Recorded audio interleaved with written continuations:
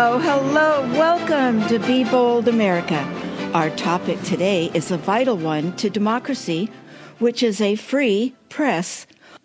In authoritarian countries, the free press is taken over by cronies who will toe their authoritarian leader's line. Donald Trump, America's wannabe authoritarian dictator, has threatened this many times, has even called the press the enemy. As Nobel Prize winner Maria Ressa stated, "First they came for the journalists. We don't know what happened after that." Our program today is State of the Free Press 2024. In their latest book, the nonprofit Project Censored takes the pulse of the media, highlights the most underreported stories of the past year, and exposes corporate manipulation of the news.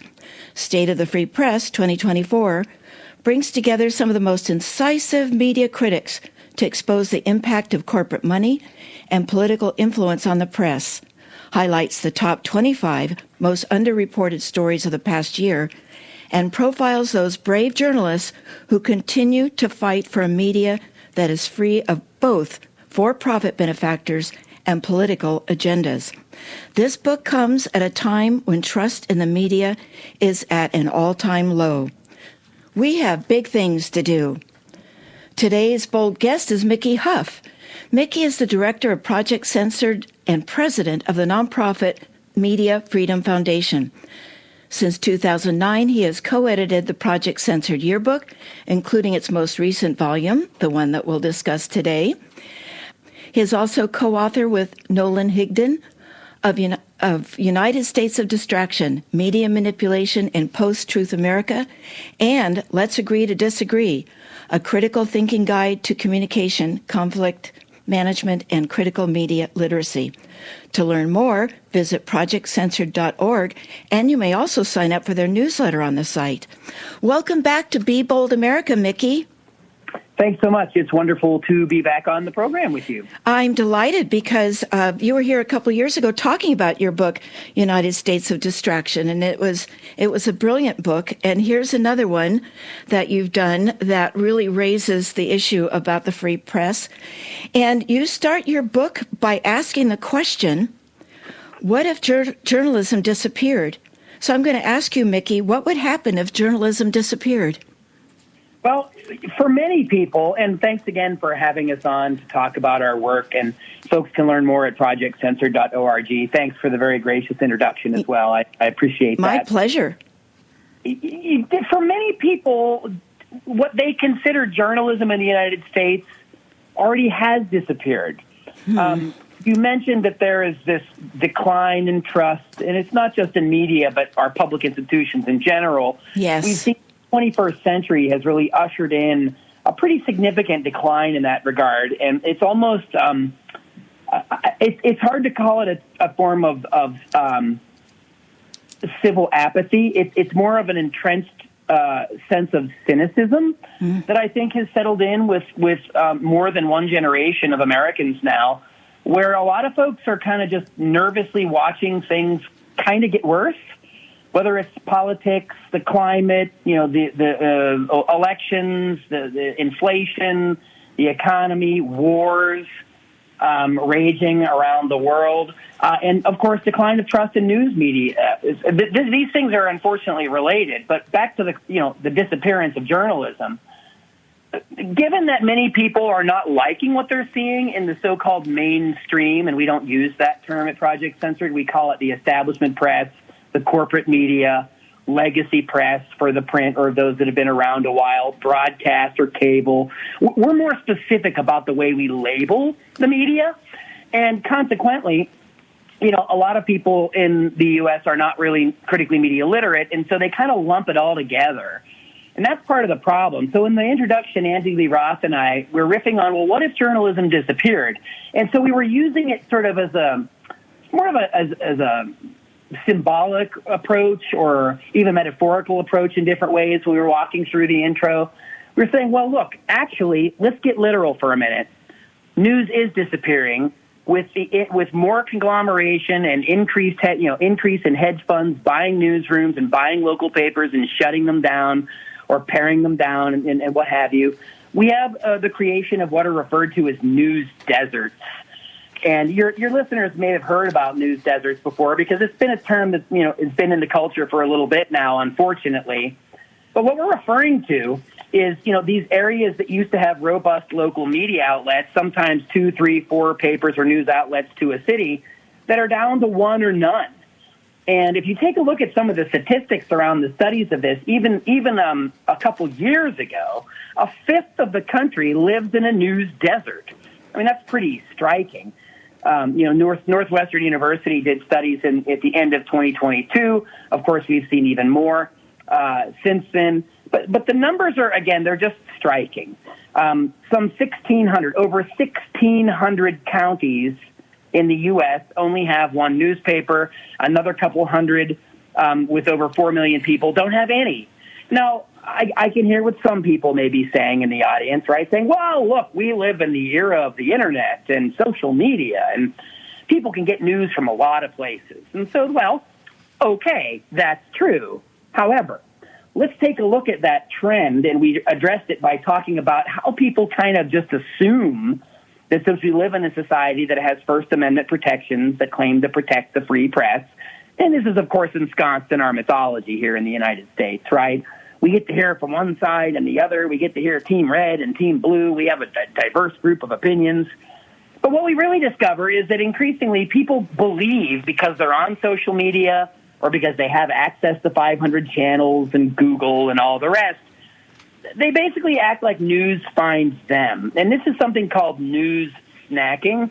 One of the scholars we work with in Germany, Hector Harkulter, we have a Project Censored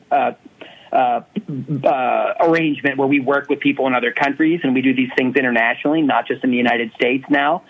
But at any rate, this is a concept that came up from our interactions with them. And they basically found that people think that the news finds them, but what actually is happening is that only the more pernicious forms or ubiquitous forms of propaganda are what are usually finding them through repetition. Yes. And so there's two sides to the trouble here, to the problem that we're facing.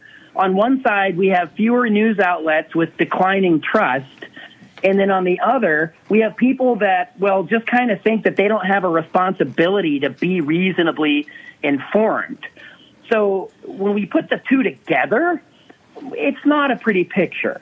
Right? So we have people that are noticing that they think that there's a decline in journalism, but they believe that not doing much about it and the internet will just help them out. Now, look, half of Americans get news from social media.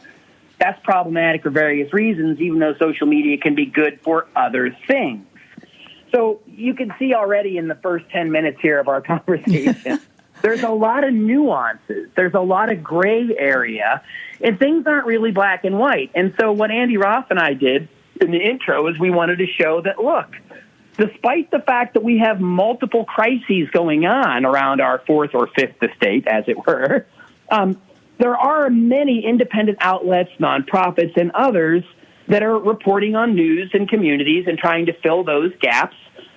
We're doing it some even. I'm a professor as well and chair of a journalism department.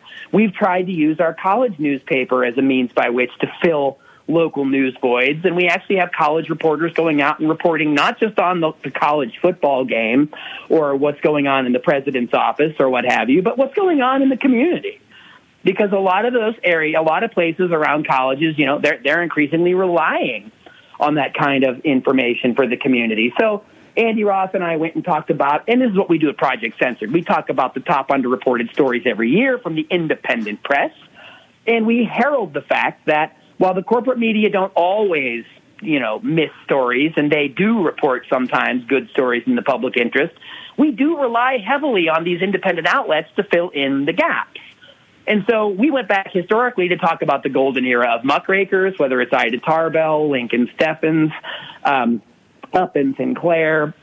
100 years ago plus, these people were telling Americans what they really wanted to know. And in the mid-20th century, the great journalist and thinker George Selby said journalism's job isn't to be objective or to both side things, even if one side is completely factless, but it's to tell the public what's going on. And the hope is that journalism can spur meaningful civic engagement.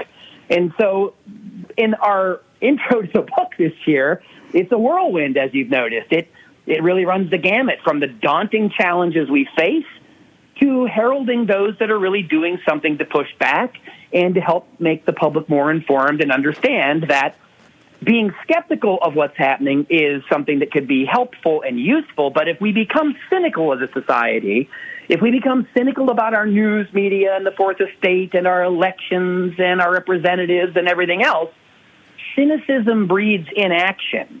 And what we need right now is a real infusion of civic-minded people who are well-informed with factually, transparently sourced news to really go and roll up their sleeves and do the work that needs to be done, whether it's after the COVID pandemic, while wars are raging around the world. We've got a lot of challenges to face, and we can't face them alone, and we can't face them if we're poorly informed.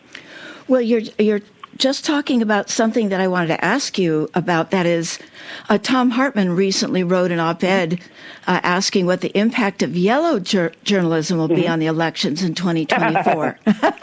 And he wasn't talking about the simple left and right bias of political preference held by reporters or journalists or publishers or producers of the major media outlets, but he was referencing spectacle, and just to define for those that yellow journalism really is the use of the lurid features and sensationalist.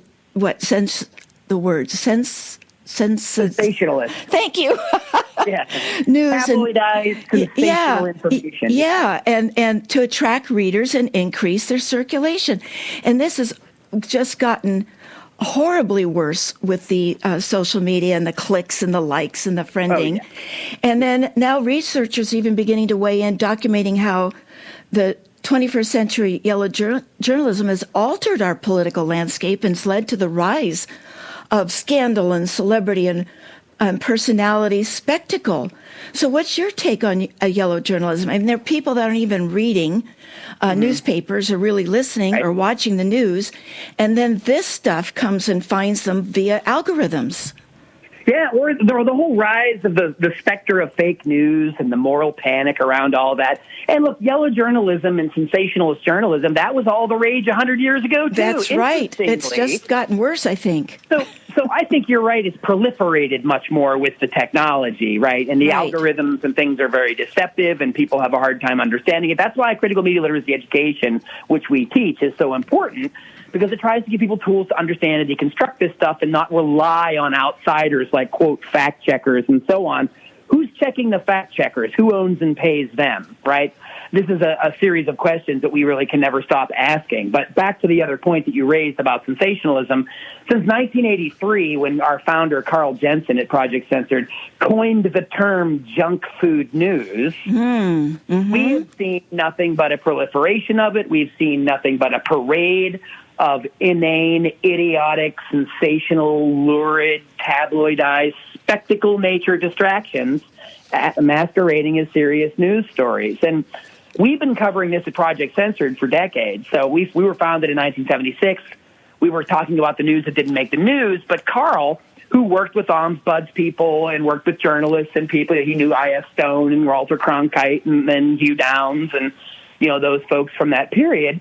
And so some of the people in the news industry thought Carl was being too critical about their news judgment. And let's remember, right, this is just before cable. It's clearly before the internet, etc. But what he noticed is he said, okay, that sounds possibly fair, this news judgment thing. You know where I'm going with this. Right. He didn't think, when he started to pay attention to what they were covering, he was like, well, your news judgment isn't so good. You're more interested in the junk. And look, in our parlance today, in our current time, that's the clickbait, the likes, the shares, and so on that generate. Whatever Taylor Swift is doing with Travis Kelce, whether or not you care, makes no difference. You can't avoid it. It's all over the Apple News. It's all over your Google feeds. It's all over the social media. It's all over TV. You can't, I know more about that stuff than I'd ever dream or want to know. And it's not because I'm actively seeking it out. So imagine other people who are very busy, who are not, who weren't maybe raised in a family that really had access to news and information outside of the usual traditional, quote, mainstream sources. When we've seen those kinds of sources get worse and worse, or fewer and fewer, and the public just it can smell that something's off, but that doesn't mean that they know where to go. That doesn't mean that they are aware of all these other great independent outlets or nonprofits and so on. And because of the way in which people now get information, and it's controlled not just by the 6 corporations that run 90% of the media, but 5 major big tech companies and social media companies, there's a handful of corporations controlling all of this, the algorithms, shadow banning, demonetization, deplatforming. I mean, those are all the more fancy technological terms for what we just call old-fashioned censorship, or censorship by proxy. It's not First Amendment-based in terms of the government technically doing it, although I can give you a bunch of examples where it is and was, and still is. But the idea is the government's not supposed to do that. But these all examples of the stories that don't get reported. This is an example of censorship by proxy by corporate owners. Right. And they're all interlocked with their advertisers and their boards of directorates and so on. And so, the military-industrial complex, the surveillance complex, big pharma, big ag, big tech, big whatever, fill in the blank, big global corp, it basically is all intertwined and connected. And our previous director, Peter Phillips, wrote a whole book on it called Giants, on the global power elite. His new book, Titans of Capital, is an update coming out later this year, that it really shows who are these people and what are these forces that control so many of our institutions, even though they still masquerade as public ones. And you got to really pull back the curtain in order to see that and understand it. And that's one of the first questions critical media literacy scholars ask. Who wants me to see this? Who doesn't want me to see it? Whose voices are heard? Who are not? What is a worthy victim? Who is not a worthy victim? Who's paying for it? Who's paying for it, and who's paying for it in other ways? Yes. It's time for a break, Mickey. You are listening to Be Bold America on KSQD 90.7, 89.5, and 89.7 FM. Many voices, one station. Listen globally online from the ksqd.org website.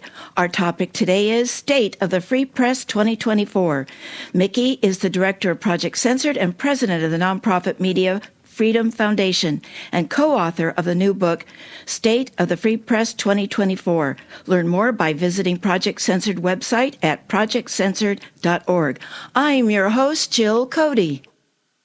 Did you know that 6 corporations own 90% of the media in the United States? Isn't it about time we own some too? KSQD 90.7 FM. Your community radio station, your voice, your concerns. Go to www.ksqd.org to get involved and support locally owned grassroots community media. K-Squid, KSQD FM. Hello, K-Squid listeners. I'm Tom Hartman, and each weekday at 4 p.m., I bring you a different perspective on the news than you're likely to hear on most media outlets. Please join me on KSQD Santa Cruz, your ink spot on the dial for the Tom Hartman program, heard now for the first time ever in the Monterey Bay area at 90.7 FM, weekdays at 4 p.m. That's Progressive Talking Conversation with me, Tom Hartman, weekdays at 4 p.m. on KSQD 90.7 FM. Tag you're it. We're back. Would you like a friend to hear this interview on State of the Free Press 2024? Well, Be Bold America is available as a podcast on Apple, Google, Spotify, Breaker, Pocket Casts, Radio Public, and YouTube. Subscribe for free from your favorite platform or listen to Be Bold America's homepage on the ksqd.org website. I also want to give a shout out to our listeners overseas, to France and Germany and the UK and Australia and Canada and even Algeria. Thank you for listening. Now, Mickey, I wanted to ask you, just to talk about Roger Ailes and Fox News for a minute. Roger Ailes treated journalism as politics and another way to monetize the news. And he also said, we have no obligation to tell the viewer anything not to our advantage, which was making money so that his anchors can buy private islands and things like that. So, can our democracy withstand Fox News, Fox so-called news, and the right-wing media machine? And is there any such thing as the liberal media? Yeah, I mean, not the way that it's the liberal media, the way it's been weaponized by the right going back to Richard Nixon. Right. I mean, that's a myth. But can democracy withstand 2 decades or more of Fox so-called news in this? The bigger question is, can democracy withstand, unbridled, unregulated global capitalism? Yeah. I mean, that's what we're really hence that curtain we were pulling back before the break, right? Right. So it's hard to get outside of that analysis because it permeates everything. And so what Fox did in 1996 is take advantage of 2 things. They took advantage of the lapse of the fairness doctrine that went away in 1987 under the Reagan years. And then Clinton ushered in with Newt Gingrich and the Republicans in Congress the Second Telecommunications Act of 1996. The only other one was 1994. Mm-hmm. In it, so between the no more eat both sides, no more equal time, and now you are going to allow more and more, companies to own, one company to own more and more of a percentage in any given market, right? And so that's when Fox came into the cable news game, right? And who starts Fox? None other than Roger Ailes, who was one of Ronald Reagan's communication directors. Right. I mean, he literally comes out of the Reagan White House, and then he's like, hey, I got a great idea. How about if we just have press conferences all the time and call it news? Wasn't he Nixon's communication director? No. Ailes was Reagan's. Okay. So, but these people go back. Look, I'm glad you mentioned that because a lot of the people that you're going to see in the Reagan administration and then in the Bush and then the George W. Bush administration, they're the same people. There's even some retreads that we saw into the Trump years. These are people that go back decades. And so historically, it's important to note that because this assault on public institutions came out of the 1960s and into the early 1970s. That's what our other book, United States of Distraction, is about. Right. That talks about the Lewis Powell memo, the rise of right-wing think tanks, the assault and the attack on the press. Well, that continued through the 80s. And, eventually both parties kind of got the idea that, like, hey, what's this public interest garbage? Remember when the League of Women Voters used to run the debates? Yes, I do. A private corporation of Republicans and Democrats got together and put an end to that, right, in 1988. Right. So they were like, well, why don't we all just, again, and Fox was up early on this because they were like, we're going to have a news station. We're going to call it Fair and Balanced. It's run by a propagandist and an ideological operative of the Republican Party. And they took great look. Again, I know maybe now people are sort of like, well, this is obvious or this is this. But look, back when it first started, they tried really hard to be, quote, fair and balanced, end quote. That was their slogan. They wanted to appear that they reported the news and then you, the listener, decided. That's another one of their that was a sham. Mm-hmm. Well, they're all propaganda shams like the whole network. That's right. The whole network was a political operation, which, by the way, doesn't mean they never report true material. It just means they're always doing it through an agenda and a filter. Exactly. Right? And look, as the historian Howard Zinn would say, you can't be neutral on a moving train. But Zinn had a historical bias. He wrote about the people's perspective. He wrote about the bottom up, not the top down. And so it's not that the bias is even, quote, bad. It's the lack of admission or the pretending there isn't one. And Fox has done it for years. Well, and it's also, it may not be bad, but when it's destructive, you're getting into the importance of media ownership. And, when Putin wanted to put Trump in the White House, he had the Internet Research Agency, a massive, well-funded troll farm based in St. Petersburg, use swing state polling and other internal RNC Republican National Committee confidential information to send more than 100 million targeted Facebook impressions to the swing states, and Zuckerberg allowed that to happen on his platform and be used by a Russian president. Yeah, well, I'll just get this out of the way now. You and I disagree on the Russian game. Go ahead. Tell me more. Don't tell me more. And in fact, I mean, again, should we be concerned about foreign countries influencing? Yes, that's what I'm thinking. Mm-hmm. Yes. Should we be more worried about our own corporate media and our own government about how that works? I'm afraid the answer is yes times 10. And isn't that scary? For example, Well, again, Russia's a distraction in this regard because we published this in our 2020 book, the IRA that you're talking about in St. Petersburg. I mean, if you want to go back and look at that, over a 2-year period, if you go back, the Russian ads amounted to 0.0004% of total content on Facebook. Well, that's good to hear.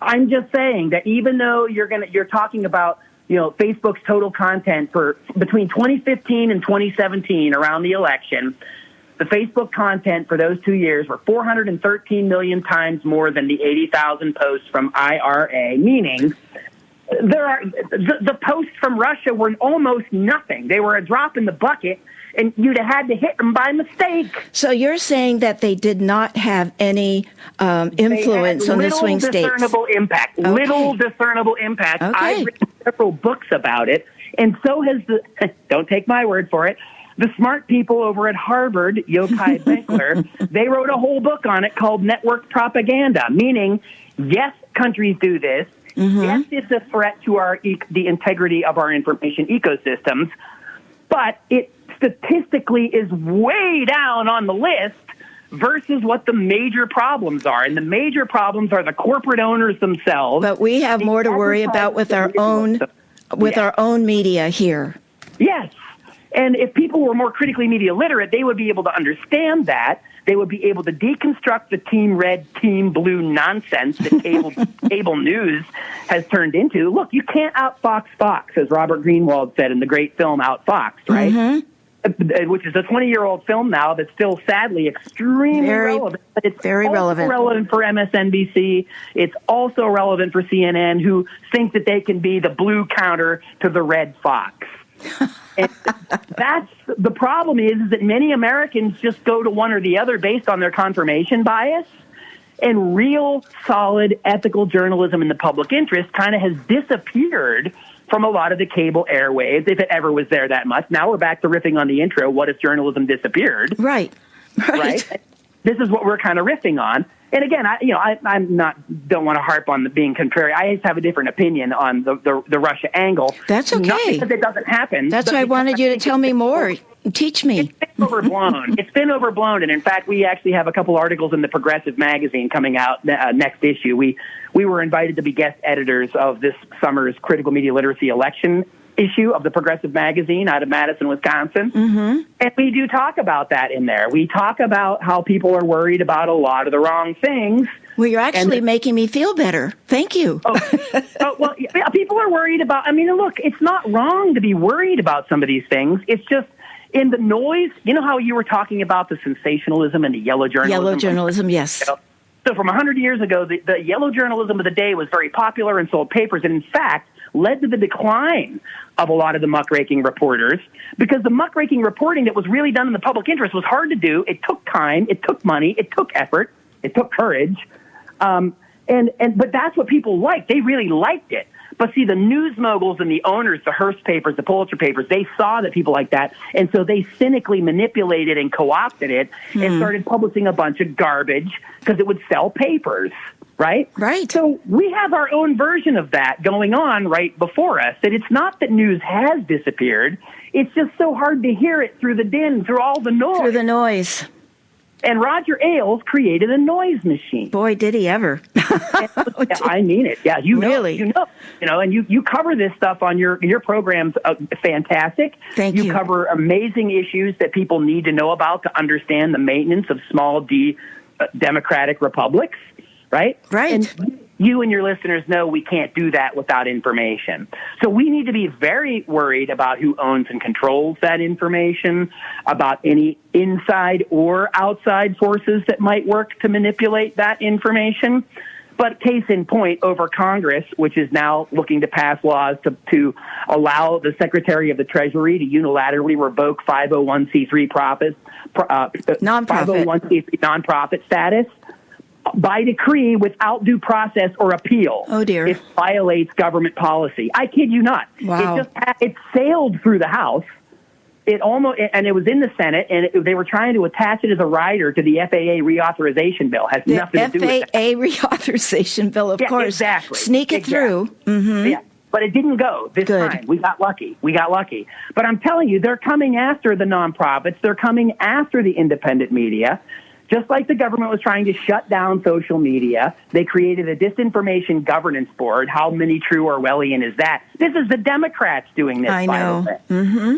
Can you imagine creating these tools to hand over to another Trump administration? Oh, my God. Frightening.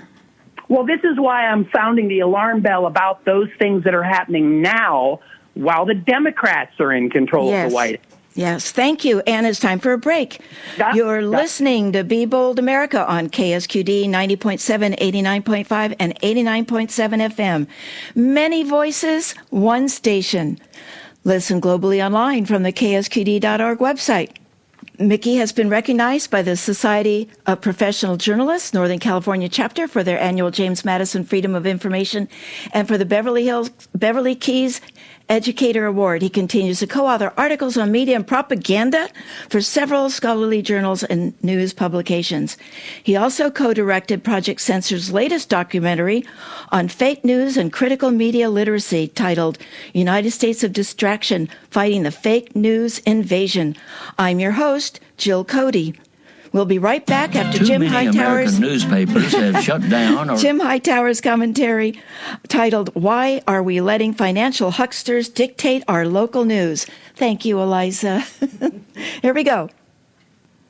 Shut down or shriveled to irrelevance, but luckily we still have such bastions of local journalism as the Chicago Chronicle and New York News Daily. But wait, those aren't real newspapers, aren't local, and aren't even American.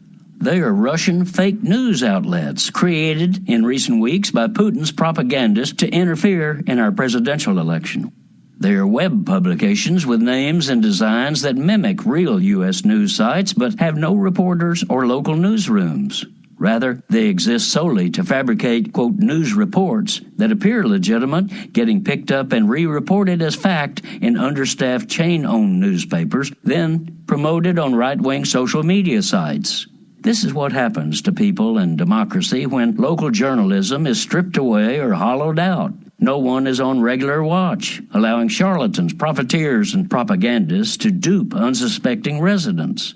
Not only have hundreds of papers been eliminated, but half of the remaining dailies are now owned by Wall Street predators like SoftBank, the Japanese hedge fund that controls the huge USA Today Gannett chain. Their interest is not in your town or quality journalism, but in slashing news coverage to jack up their profits. Such absentee owners have eliminated nearly 60% of America's reporters and other newsroom staff in just 20 years. Let's be clear. Real journalism is labor-driven. No reporters on the ground, no local news. Hello, news is the lifeblood of democracy, so why hold it hostage to a handful of corporate profit seekers? Are we such unimaginative clods that we can't figure out how to finance honest, non-plutocratic news for our democracy? This is Jim Hightower saying, for ideas on how to revive local news in your town, contact rebuildlocalnews.org and give news democracy a boost. The Hightower Radio Lowdown is made possible by you subscribers to Jim Hightower's Lowdown on Substack. Find us at jimhightower.substack.com. We're back. Our topic today is State of the Free Press 2024, and our bold guest today is Mickey Huff. Now, Mickey, before I go on to my next question, which is going to be about artificial intelligence, before we do that, though, do you have any comments on Jim Hightower's commentary we just heard? Yeah, Jim's a great guy. Jim's done great work for years, Jill. I know. And he's not wrong about the things he's talking about, but he's overemphasizing these other sites that are created by other foreign countries or whatever in terms of how many people visit them and what kind of information they might be getting from them. And the simple antidote to that isn't to ban things and censor it, and it's not to create a government sort of disinformation board, and it's not to call the people over at Snopes. It's to teach kids in our schools media literacy so they ask basic questions about what is this website? What is that source? Is this .com, .org, .net, .edu? I've never heard of this. It says ABC something, but does it have something else written after it? Is there an about page? There's lots of simple things people can do if they're not busy liking, clicking, and sharing. I love that. That's right. And thinking critically, You can teach people within an hour seminar how to detect, these kinds of sources and these kinds of plants and this kind of potential disinformation. I have an example of that, Mickey, because I have facilitated several conferences, one in Prague and one in Egypt and Washington, D.C., on information literacy many years ago. And so I learned something doing that, and I was looking up the difference between FSC paper and some other something paper, certifying that it's really recycled paper that you're buying. Right. Yeah. And one was really by the nonprofit that's operating seriously, and the other one was by the was a AstroTurf by the lumber. But I then looked at who was on the board, and then I looked at somebody else, and on his website I could buy a gun. So I went from researching, the quality of the paper and if it's really recyclable to be in 3 clicks to buy a gun, and that was what I learned to do when I had done some training in information literacy. So I cannot express how much I support what you just said. Oh, Jill, I appreciate that. You're doing, in my opinion, you're doing the right thing. You're doing the due diligence, and even better, you're not pretending like it's magic or rocket science. You're trying to tell other people that they can do it too. Yes, it's not hard, and it doesn't take long. No, it just takes encouragement. One of the books, another book that Nolan Higdon and I did is called Let's Agree to Disagree. It's a critical thinking guide to communication, conflict management, and critical media literacy. We walk through in that book in several chapters. We talk all about critical thinking, constructive communication skills, how to detect fallacies and errors in reasoning, how to understand ideology and theory, why history matters, right, and why free expression should be protected. We go on later and give people a whole toolkit for the kind of questions you should ask and what are the things you should look into. So we think that, there's not just one answer to the challenges we're facing, but we strongly think and argue that education is a major one. And you know what? That whole list of things that we were talking about earlier about corporations muddling up things in democratic public interest, right? Well, they've also messed around and muddled up higher education. Yes, right? Yes. The entire neoliberal capture of higher education and the corporate management structures and the top-down things and the attacks on academic freedom, that's all happening in tandem with the assaults on free expression, the assaults on the press. This is why when we were talking earlier, I wasn't being hyperbolic when I said that the real challenge here is, can democracy thrive with unregulated global capitalism? That's really what's kind of at the root of these challenges and these problems. Is almost everywhere we look, unbridled capitalism is part of a problem when it comes to public interest institutions. And the media is no different. And I know you're going to get into a question here about technology and AI. That's another thing that we've been spending more time on, both in higher education and in media. In education, AI, might have fantastic uses, but it's a plagiarism machine. Yes. Completely changed everything about the humanities, literature, social science.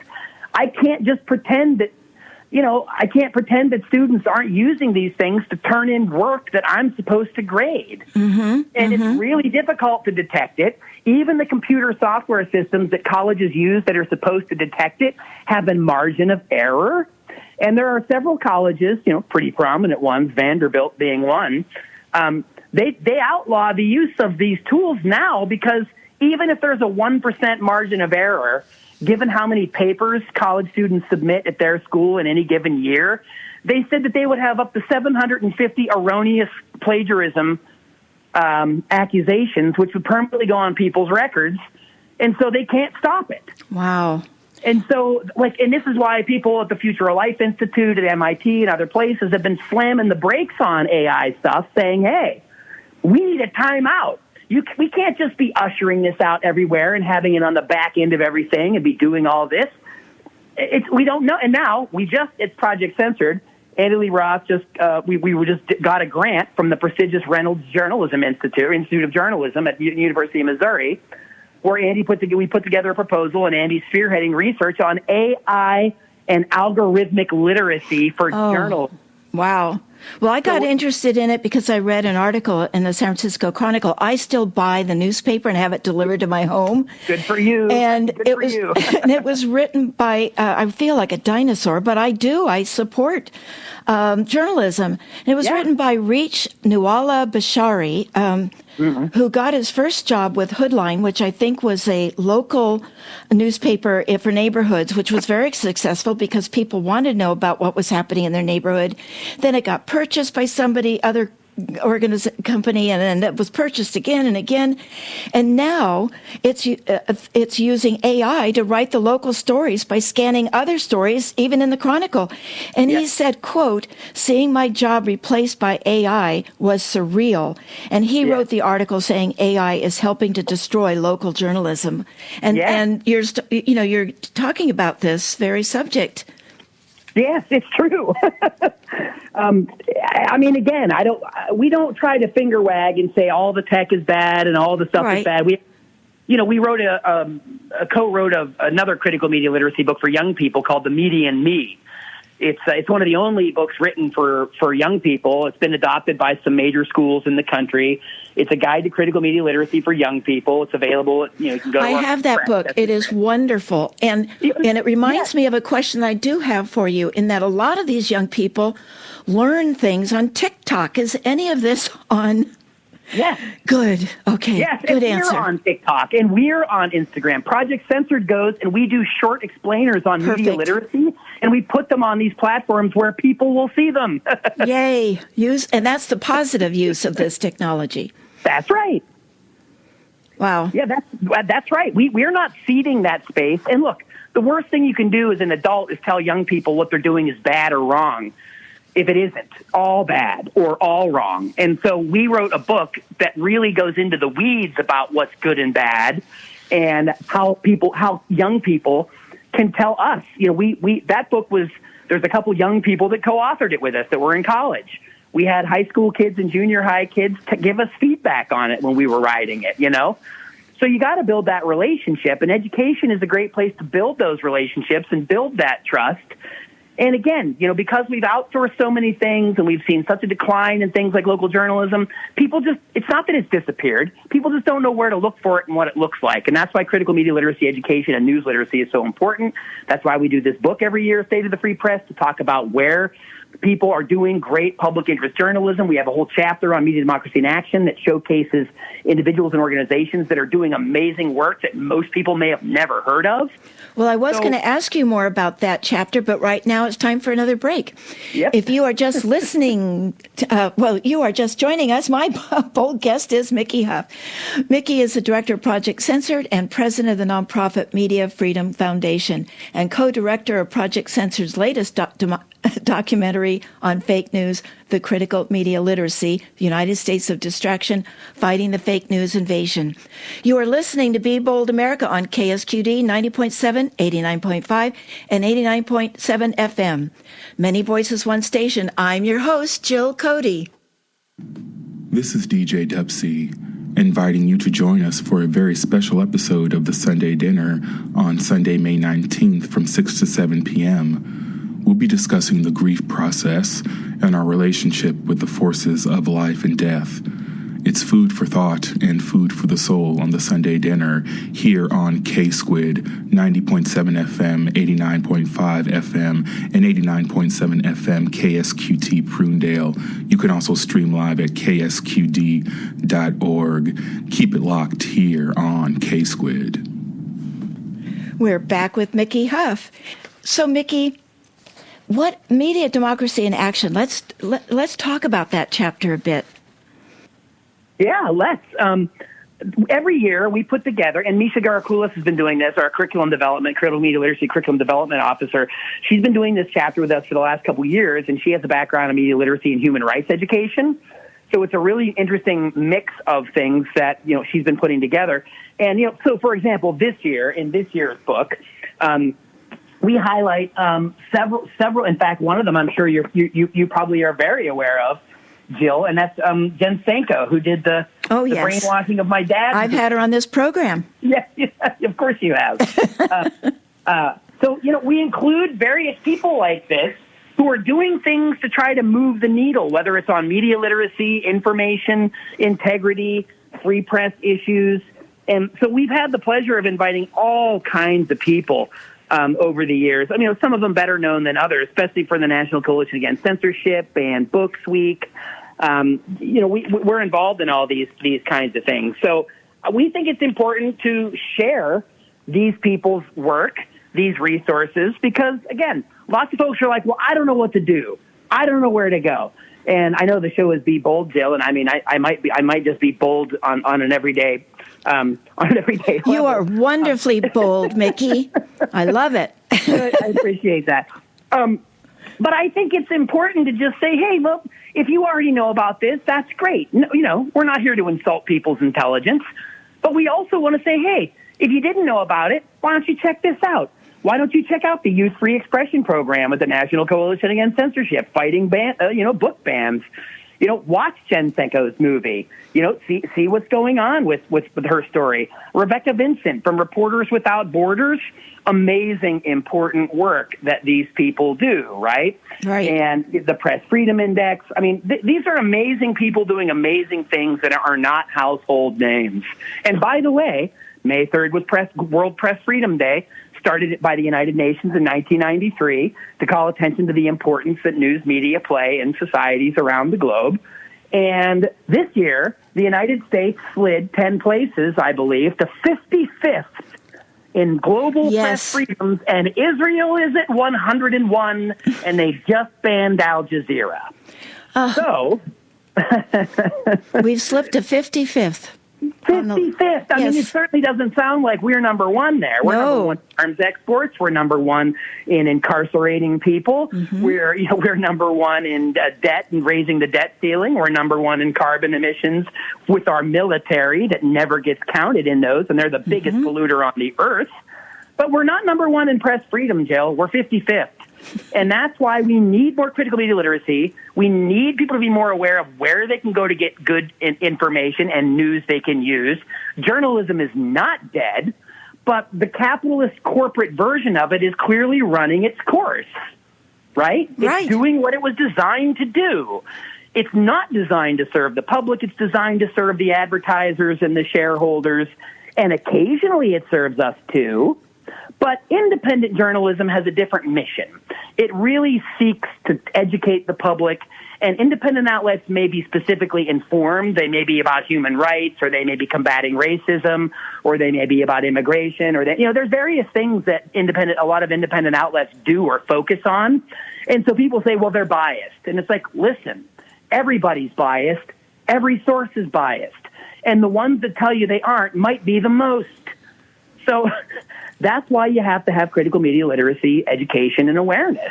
And I know I sound like a broken record, but if you go to projectcensored.org and you check out, we have a lot of free materials there, Jill. That's right. We just finished an amazing series. And a newsletter people can sign up on. We don't spam people. We only do like one or two emails a month. Exactly. If you want to support our work, great. We don't take any corporate money. We don't get any advertising. It's all grants, donations, and book sales. Just like us at K-Squid. Yep. I love K-Squid. I just like saying K-Squid. Isn't that cool? So, it's way cool. And so, I'm still on KPFA and 50 other stations around the country. Well, you have your own podcast, too. Yeah, that's a radio show. We're out of KPFA in Berkeley, so it's online, too. But, but if you go to our website, we have all this information, and much of it is free, including handbooks and resource guides for teachers. The other thing that I wanted to mention is we just finished a series called Decoding Democracy. It's on critical media literacy, independent media, civic engagement, and the election.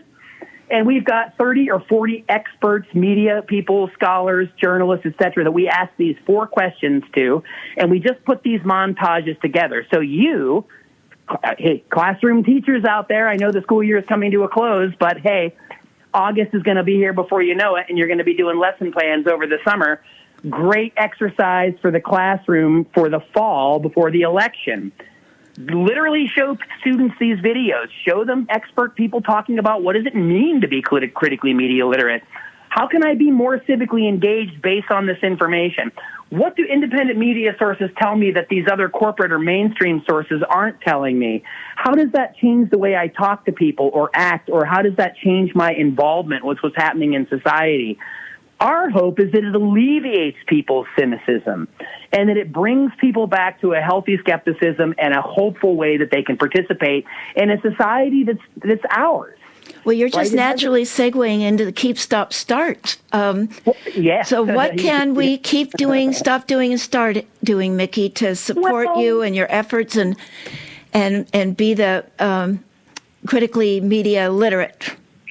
Look, I'm not telling people what to do, but if you're going to stop doing something, think about stopping the support of corporate media in general. Mm-hmm. That doesn't mean not to pay attention to what they're telling you, because that's usually where I get the latest propaganda, right? I'm like, well, here's what they're reporting at the Times and the Post, and here's what they're reporting at the Wall Street Journal. Here's what the cable outlets say. Here's what this is going on. And you get an idea of like, well, the somebodies in our society really want us to know about this stuff. Then I immediately go to a bunch of other independent sources, and I'm like, well, what's being left out, right? Right. So the stopping is stop the bad habits, stop outsourcing critical thinking, stop expecting somebody to tell you what's true or false news, and start educating yourself. Start with being aware of how this works with your own behavior.